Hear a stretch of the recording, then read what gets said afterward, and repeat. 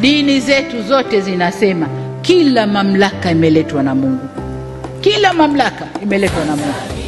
Iwe kwenye mamlaka kuna mwanamke, iwe kwenye mamlaka kuna mwanamume, kila mamlaka imeletwa na Mungu. Na sababu ya Mungu kuleta mamlaka hayo hakuna anojua duniani. Hakuna. Mungu peke yake ndo alikuwa anajua. Kwa nini Samia leo yuko hapa? Kwa hiyo niwaombe sana viongozi wa dini, tuvae majoho. Yale majoho yetu yaoneshe sura halisi.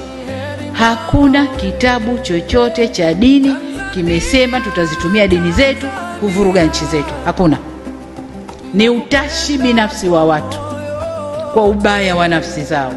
Kwa msivae majoho ya dini mkatengeneza utashi wenu binafsi kwa kupitia vivuli vya dini. Niwaombe sana viongozi wa dini, tusimame, tusivuruge nchi yetu. Tusivuruge nchi yetu.